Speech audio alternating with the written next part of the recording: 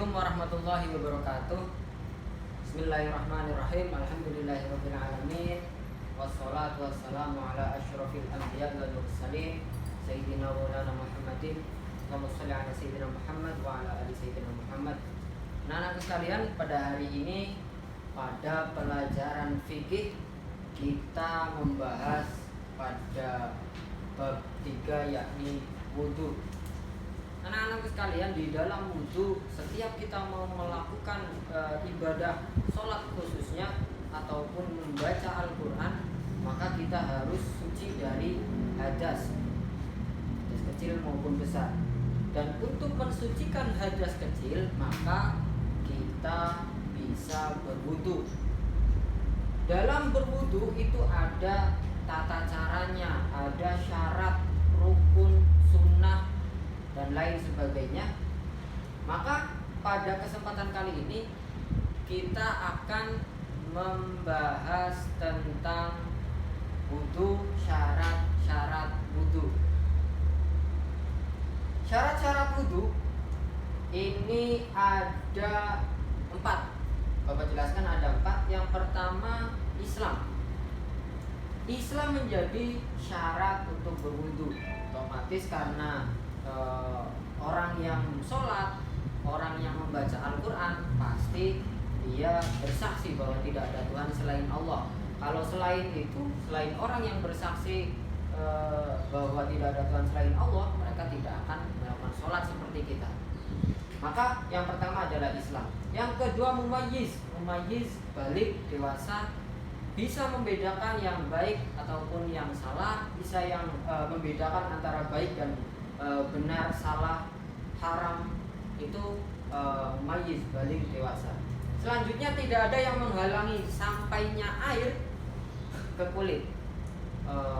Ini menjadi perhatian bahwa ketika kita setelah main cat minyak, terus kita telah bermain lilin, ada juga getas tumbuhan yang menghalangi sampainya air ke kulit, maka harus dibersihkan terlebih dahulu. Ini ada juga kalau bertato nih. Bertato berarti itu kan tato yang permanen yang menghalangi masuknya air ke dalam kulit, itu juga tidak diperbolehkan menggunakan itu. Karena baik wudu maupun mandi besar, air tidak akan meresap sampai ke kulit. Maka harus dibersihkan cat-cat di dalamnya. Selanjutnya ada menggunakan air yang suci dan mensucikan.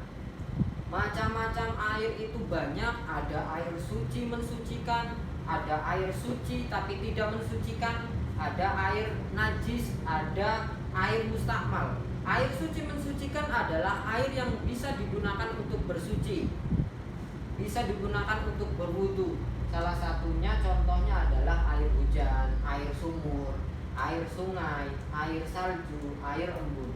Kalau air yang suci tapi tidak bisa mensucikan, itu contohnya air yang kurang dari 2 kula, air teh misalkan, itu suci tapi tidak mensucikan.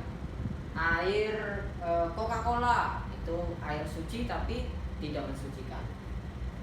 Air najis itu air yang terkena najis, itu juga tidak bisa untuk bersuci, tidak bisa digunakan untuk berwudu, tidak bisa digunakan untuk mandi wajib. Ada juga air mustakmal. Air mustakmal ini tidak bisa digunakan untuk bersuci. Air mustakmal adalah air yang sudah digunakan untuk bersuci.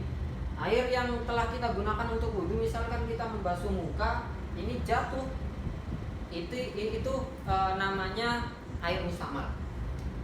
Selanjutnya, setelah kita ketahui syarat-syarat melakukan wudu, kita akan membahas rukun dan sunnah wudu. Rukun wudu ada 6. Yang pertama, niat. Niat itu adanya di dalam hati, berbarengan dengan melakukan rukun yang pertama. Rukun yang pertama niat, selanjutnya membasuh muka. Jadi niat itu letaknya ketika kita membasuh muka yang pertama, adanya di hati. Kalau kita niat secara lisan sebelum wudu itu untuk menguatkan kita akan melakukan wudu. Tapi yang wajib itu ketika membasuh muka yang pertama. Jadi membasuh muka, nawaitul wudu al-raf'il hadasil. Saya niat berwudu, itu juga bisa niat berwudu. Selanjutnya membasuh muka. Membasuh muka ini diperhatikan bahwa muka itu batasnya dari atas ini sampai tumbuhnya rambut, sampingnya itu batas kuping ini, bawahnya itu janggut.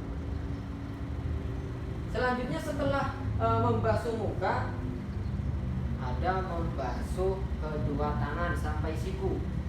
Membasuh kedua tangan sampai siku, jangan lupa semuanya harus terkena air. Jadi di sela-sela. Terus kalau kukunya panjang juga harus dikucuri air. Selanjutnya setelah membasuh kedua tangan, ada mengusap sebagian kepala dengan air. Nah, mengusap sebagian kepala dengan air, kalau mazhab kita itu rambut cukup 3 helai rambut itu sudah gugur, sudah diperbolehkan sebagian kepala dengan air. 3 rambut terkena air itu sudah diperbolehkan. Selanjutnya setelah mengusap sebagian kepala, yang kelima ada membasuh kedua kaki sampai mata kaki.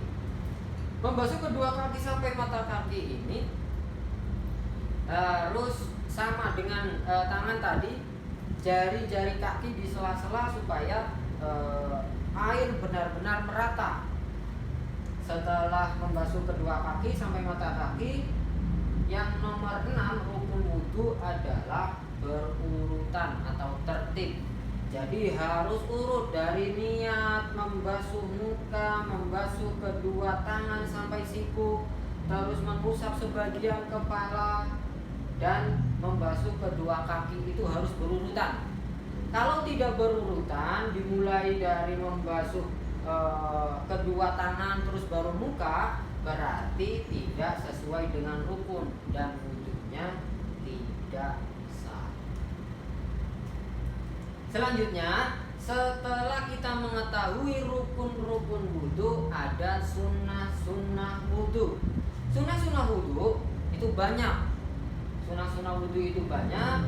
Bapak catatkan ada 10 di sini. Yang pertama membaca basmalah, Bismillahirrahmanirrahim. Sebelum kita memulai wudu, kita membaca basmalah. Yang kedua, membasuh kedua telapak tangan sampai pergelangan tangan. Jadi setelah basmalah kita membasuh kedua tangan, telapak tangan sampai pergelangan tangan. Selanjutnya berkumur. Berkumur juga sunnah wudu. Berkumur sunnah wudu. Terus membasuh lubang hidung. Ini juga sunnah.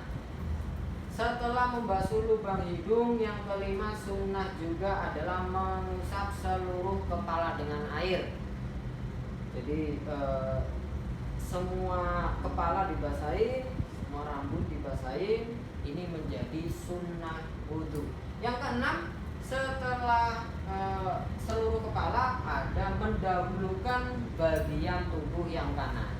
Jadi ketika kita melakukan kebaikan, didahulukan dengan tangan kanan, dengan bagian tubuh yang kanan. Begitu pun wudu. Wudu itu sunnahnya mendahulukan bagian yang kanan.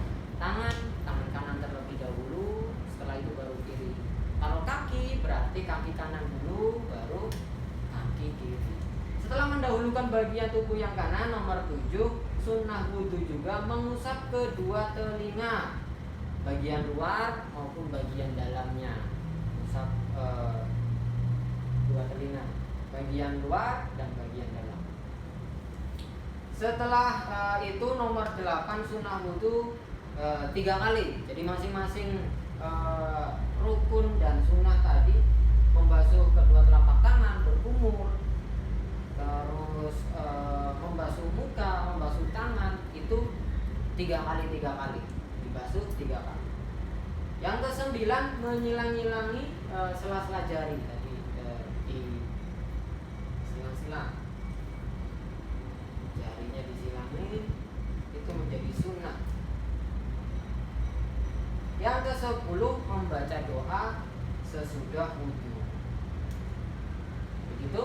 Dan doa setelah wudhu itu juga harus dihafalkan. Terus niat wudhu, anak-anak harus hafal. Niat wudhu, nawaitul wudhu li raf'il hadasil asghari billahi ta'ala. Saya niat wudhu menghilangkan hadas kecil lillahi ta'ala. Selanjutnya doa setelah wudhu, asyhadu an la ilaha illallah wahdahu la syarikalah wa asyhadu anna muhammadan wa rasuluh. Allahumma ij'alni minat tawwabin wa ij'alni minal mutatahhirin wa ij'alni min ibadikal sholihin. Itu untuk tugasnya, untuk tugas pada pertemuan kita menghafal rukun wudhu. Rukun wudhu tadi ada berapa? Sebutkan, dan ini harus hafal sehingga tidak keliru antara rukun dan sunnah. Harus membedakan, rukun itu harus dilakukan, sedangkan sunnah itu boleh ditinggalkan, tapi lebih baik dilakukan. Jadi menghafal rukun wudhu ini menjadi tugas pada pertemuan pembelajaran fikih. Sekian dari Bapak, tetap semangat belajarnya dan jaga kesehatan. Akhirul kalam, wallahul muwaffiq ila aqwamit thoriq. Wassalamualaikum warahmatullahi wabarakatuh.